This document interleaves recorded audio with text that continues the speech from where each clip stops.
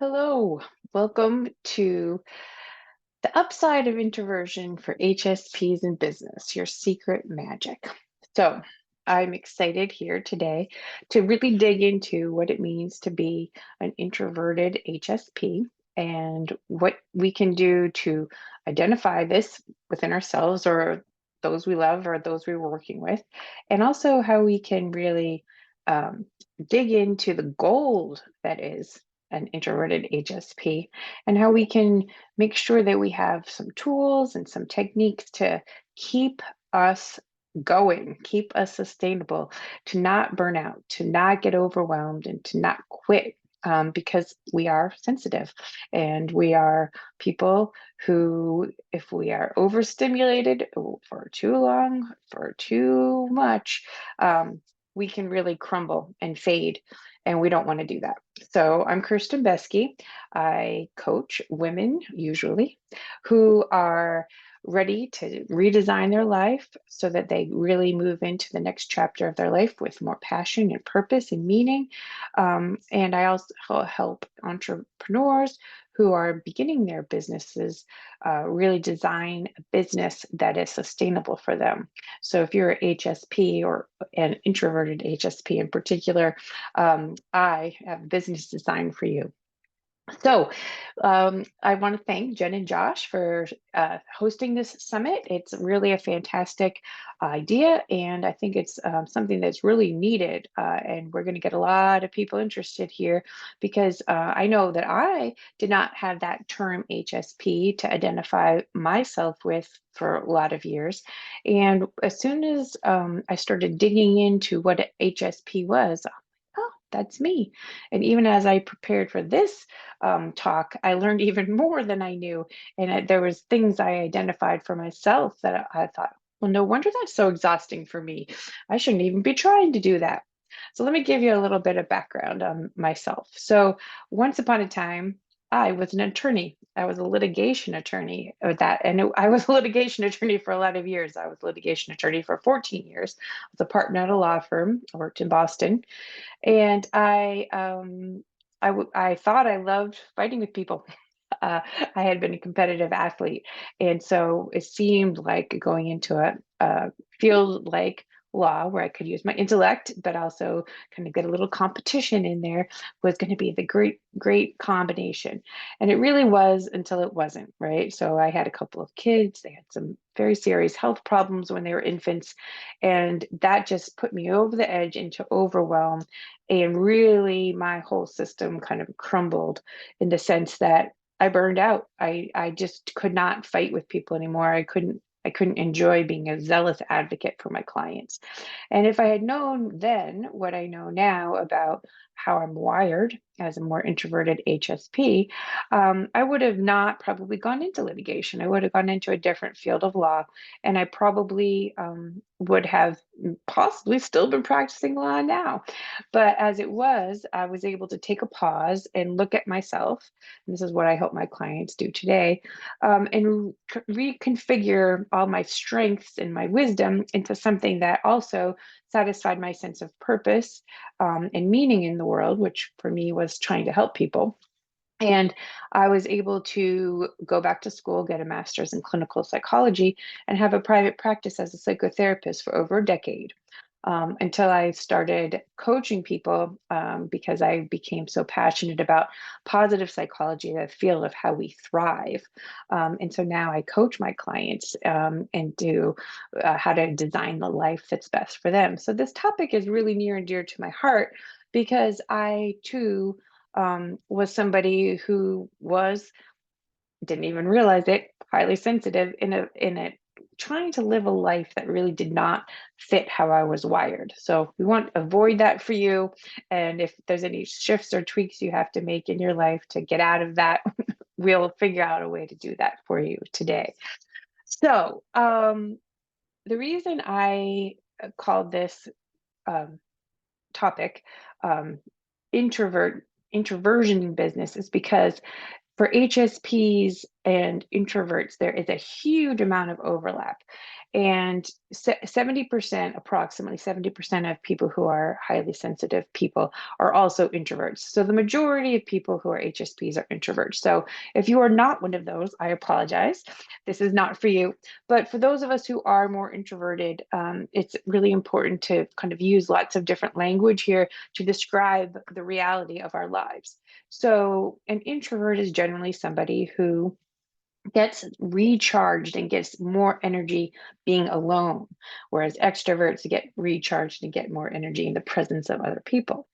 And so often, because highly sensitive people are so attuned, and this is a superpower, to other humans, they are also introverted because they need to be away from catching all the energy of the other people in order to center themselves and get into that place where they can rest, let their nervous system settle out, let their brain and their thoughts settle out, and get to a place of rest and restoration so they can live to fight another day, as we say. So, uh, because they've done some studies now on HSPs, we know that HSPs' brains actually light up differently when they're looked at, especially in regard to social and emotional cues. So this is not just kind of like a mental mindset per se. This is actually something that's a little more hardwired and observable in our brain. So it's important to keep that in mind. It's not like you can unteach yourself to be HSP. You are, if you're an HSP, you're an HSP because your brain's wired in a certain way. So the great news is you can just accept that and then learn how to deal with it. And there's a lot of great strengths that come from being an HSP. And again, here we're talking about an introverted HSP in particular in business, because life has its own challenges, but when you take yourself and you put yourself in a situation where because you're in business, you almost always have to interact in some way with humans. How do you do that in a way that's sustainable for you? Whether you're a solopreneur, an entrepreneur, or someone working in a bigger business, bigger corporation, these points I'm going to talk about next are going to be helpful for you. So first of all, most HSPs and introverts are really wired for learning, for observing, and for being strategic and analytical. And so, how great is that? So, if we all use that quiet time that we have to find out what's a good process for this, or what's the best way for that, or what's the state of the art for this or that. We are able to take in that information and use like the depth of our quiet and our contemplation time to really be able to dig in and use frameworks strategically for our work, for our clients, for our customers, and for ourselves. So we can consider multiple outcomes. We can consider we have a process that's a little bit generally more thorough and more cautious than someone who's kind of off the cuff, just flying by the seat of their pants all the time. And so this is actually an advantage that you want to capitalize on as an introverted HSP. So know that's a strength you have. Another strength, which follows directly from that, is that HSPs are often quite creative. And because they're creative, the creativity makes you a better problem solver.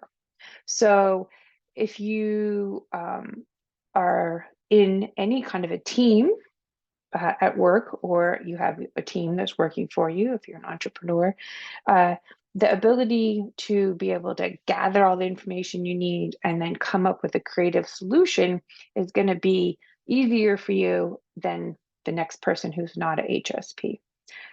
So part of this superpower of being able to creatively problem solve relates to the next strength, which is deep listening, right? So most HSPs have really excellent deep listening skills. And if you don't know what deep listening means, think about active listening, and think about doing it a lot, right? So deep listening is that ability to sit back and hear not just what people are saying out of their mouth, but how they're how they're reacting, the subtle cues, the environment, and all of the things. So this deep listening takes in more information than the average person.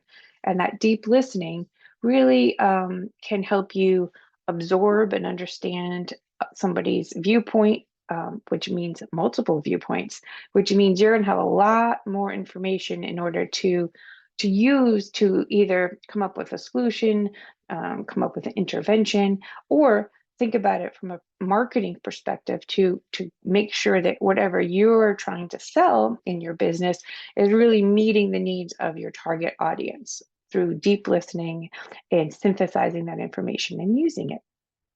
So the next strength that introverted HSPs often have, but not always, is a higher degree of empathy. And empathy is kind of that ability to feel what someone else feels. And so, in addition to the deep listening, there can also be another layer of this felt sense of empathy. So, this felt sense of extra compassion for people that may be different than you. And so this is a fabulous skill to have in corporations as leaders, right? Because then you really get the people that you're working with, you really get your team, and you are usually able to instill more loyalty and more productivity from your team than somebody else who does not have that degree of empathy. So that is a superpower that you cannot underuse. Uh, but that does let me we'll get to it. The flip side of empathy is making sure you have good boundaries, and I'm going to come back to that, so I want you to keep that in mind as we move forward. So also, another superpower of the introverted HSPs is the ability to work fabulously alone, right? So some people cannot work alone. Some people can't get motivated, some people can't get started, some people get too distracted, and some people just are so uncomfortable being alone they can't do it. But as an introverted HSP, working alone is actually the way we love it. And it's also something that that can be really helpful when you're beginning your business and you're doing much of it alone, because even the best entrepreneurs started probably quite small, if not alone. And so for those of us who are more solopreneurs, this ability to work alone is our like bread and butter. We can sit all day and think deeply on topics and really help ourselves construct a good strategy for our business, and live it out all by ourselves. We don't need anyone else. And um, that this also is really helpful from the standpoint of if you are an introverted HSP in a business that is bigger, right? So part of a bigger corporation, it's important to understand the ability to work alone as a strength, and to not let people pull you out of shape when they want you to become more engaged in different ways. And part of your job as an introverted HSP is to educate people about the way you work best, and to not let them shame you because you don't work the same way they do. And I have seen time after time people who are introverted HSPs, often because they're not so quick off the cuff, when they do finally speak up in a meeting, for example, of a lot of more extroverted people, they are often more respected and more listened to because they have thought deeply about what they're going to say, and they have a reputation for really adding value. So don't be ashamed if working alone is your superpower, and realize that if it is your superpower and you're in a place where you can't really isolate yourself completely, there's ways to still use it as a strength and have other people respect it. And if you're a solopreneur, then you're in the right place, because you're going to have lots of alone time and you'll be fine. Um, the next strength that HSPs often show is this ability to really have a good work-life balance. And so if you're listening to this and you're like a beginning entrepreneur in your first 3 to 5 years and you're working quite hard, don't give yourself a break there. But this idea is that because HSPs need more downtime, more rest, more restoration. We also have to build in a system where we get that downtime. And I know when I started my business coaching, I really understood at a very fundamental, visceral level what it would look like for me to burn out fast. Because as a therapist, you work on an hourly basis and you see as many people as you can so you can make money because you're being paid by the hour. So when I started my coaching business, I made sure that I was offering programs instead of working by the hour. And I have great transformative programs. You should check them out. And I also made sure that my work week was short. So I only saw clients Tuesday, Wednesday, Thursday, gave myself Monday and Friday either off or for administrative stuff. And I also only worked 3 weeks a month so that I could have the last week of each month for what I needed to do for my downtime, my travel, or some admin stuff. But it was really building in those boundaries that was the most helpful for me to have a sustainable coaching business instead of burning myself out, working every day as hard as I could. I knew that wouldn't work because I hadn't before. And now, knowing what I know about highly sensitive people like myself, this new structure is perfect for me. And I have a lot of gratitude for the coach that I think modeled this for me. That it's possible that you can have a 3-day work week and a 3-week a month work year and still make money and still make 6 figures. So that is an example of the work-life balance that we want to instill in you. Everyone's different. My schedule will not be yours, but you could really be looking at what kind of boundaries you need on your work-life balance so that you can make sure that you are maximizing the rest time to meet where you need it to be to keep going forward. So how do we stay sustainable, right, as an HSP? And what are some tips and tools that I can offer to you that will be these concrete ideas of actions you can take so that you can really keep up your business, keep up your work life, and not burn out and not become overwhelmed and not quit. So the first thing is to know your triggers, right? Know those things that are super hard, overstimulating, or depleting for you.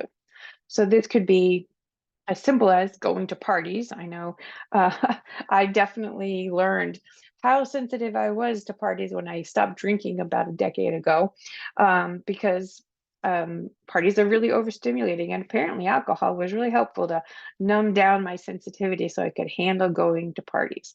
So now I know I don't really love going to big parties. Maybe once in a while I'll do it and I can handle it, but then I need to schedule in that downtime afterwards. So know your triggers is if it's speaking in public or going to a networking event. Great, just schedule the downtime on the other side.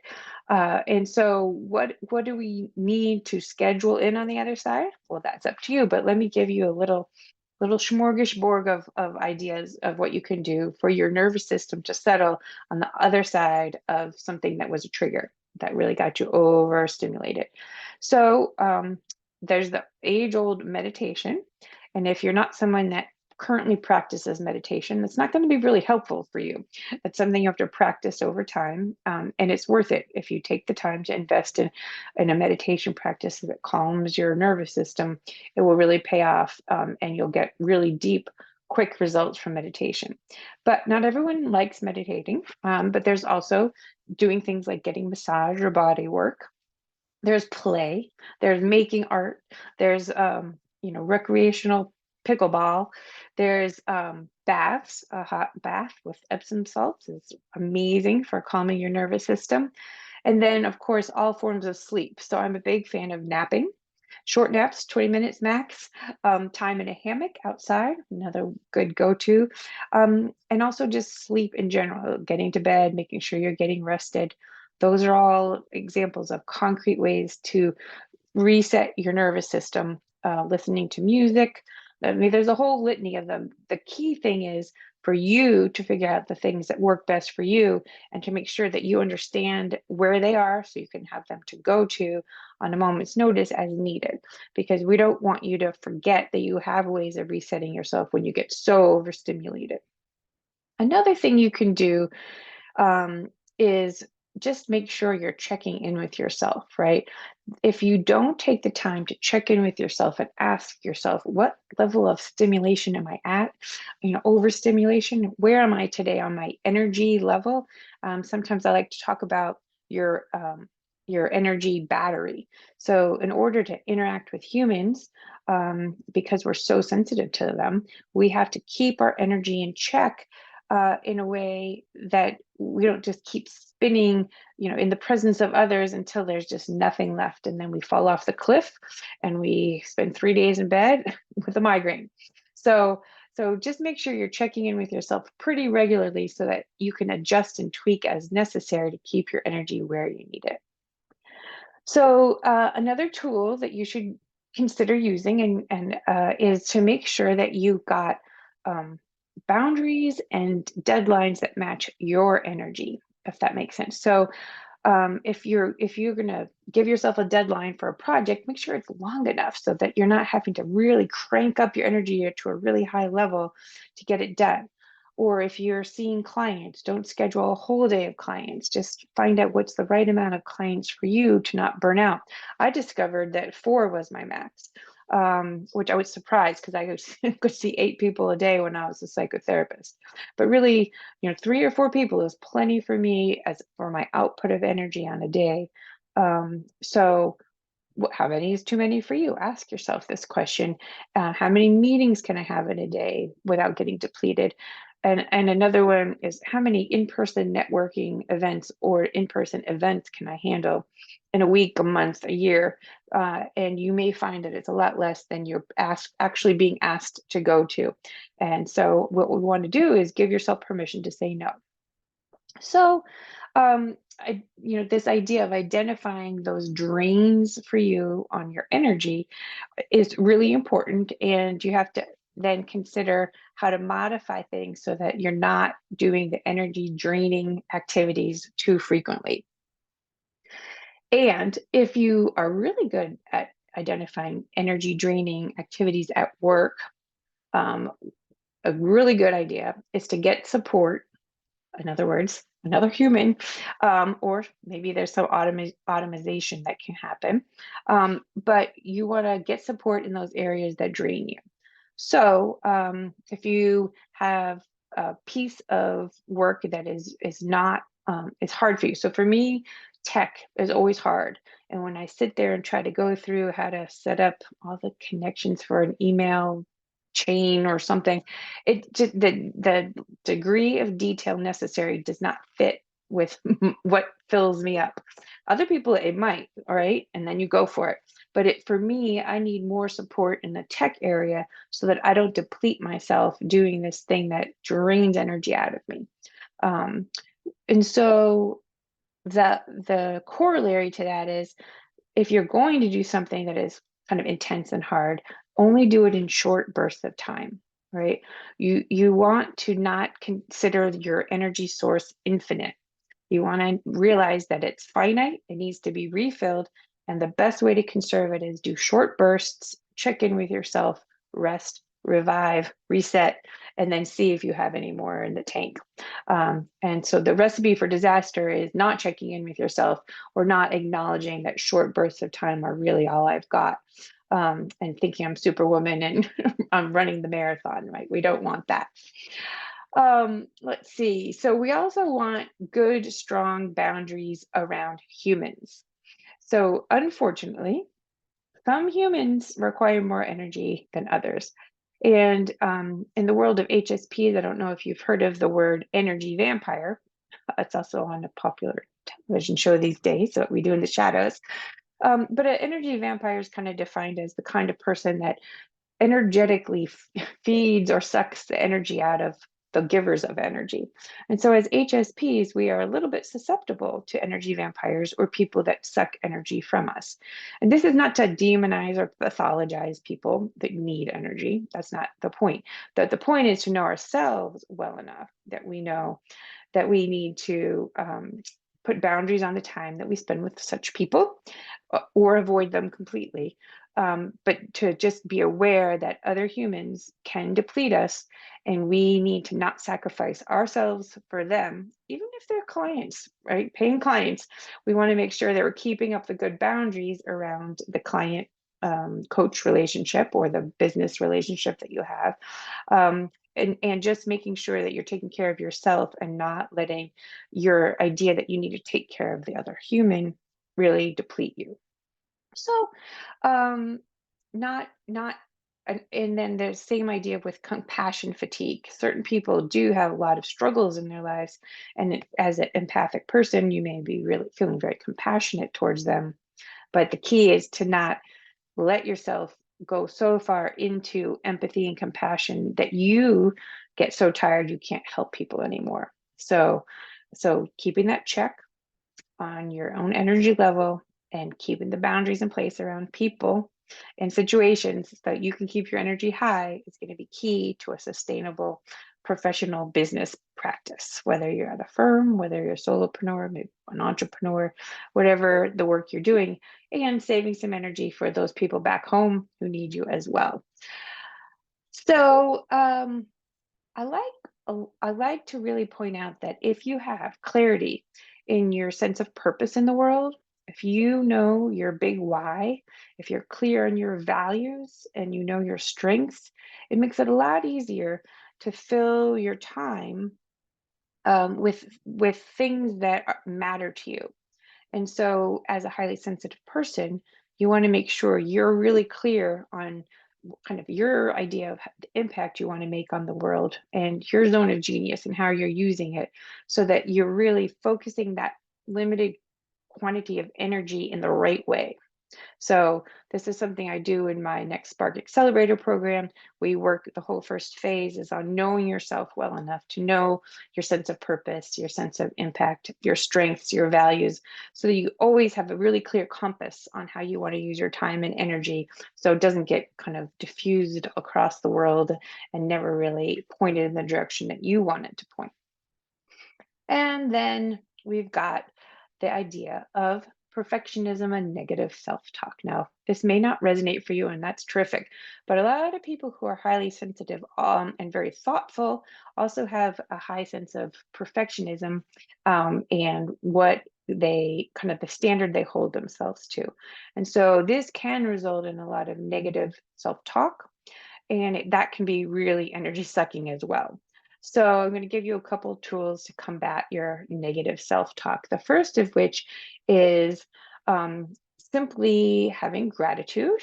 When you find yourself stuck in a negative loop, have some gratitude for anything, actually. Think of 3 things you have gratitude for, and that can help get you out of that negative loop. The next way to get out of a negative self-talk loop is to, I call it be an attorney and argue with yourself. So if you're telling yourself terrible things, maybe write down what they are, and then look at that and ask yourself, is it true? Is it 100% true that that is really me? And usually there's always another side to the coin, and you will be able to see the other side when you start arguing with yourself, and you'll be able to be more positive instead of breaking yourself down. And the last one would be to assume the best in yourself and assume the best of others. And that way, when we start getting nervous, maybe that someone's judging us poorly, think, well, if I assume the best of them, maybe they're not thinking that poorly of me. Or if you're thinking poorly of yourself, just stop and ask yourself, like, can I give myself the benefit of the doubt here? I'm doing the best I can. So switching the negative self-talk around is really going to help up your energy, and it's going to give you that kind of longer battery life that you're going to want and make your business more sustainable. So always argue and check your negative self-talk. And the last thing is to make sure you're having fun, right? Having fun, getting your rest, and playing some of the time. As adults, sometimes we forget the power of play. And so I invite you to consider what you used to do once upon a time when you were a kid for fun and to really just dig into that sense of flow and timelessness that comes when you're really just engaged in something that's lovely, like making some art, whether it's finger painting or molding some clay, or listening to music or making music, or just hiking through the woods. Whatever feels like play to you, ask yourself, when's the last time you played, and make sure you schedule in some playtime for your day. That's going to really help with that work-life balance, and it's going to energize you instead of deplete you. So these are all tools you can use as a highly sensitive person to make sure that you are getting um, that sustainable energy that's going to keep you in the game, on track, and making the impact you want to have in the world, and really showing your zone of genius and your superpowers to others so that they can see you for who you are instead of, burning yourself down, grinding yourself down, and then hiding because you need to, and not really showing your light out in the world in the way that the world needs you to. So again, thank you for coming. My name is Kirsten Beske, and we can stay in touch through my website, kirstenbeske.com, or on social media. You can find me on Facebook and LinkedIn. And I'd love to stay in touch with you. And if you have any questions or something resonated especially well for you, please reach out. I'd love to chat. All right, take care. Enjoy. Thanks for coming.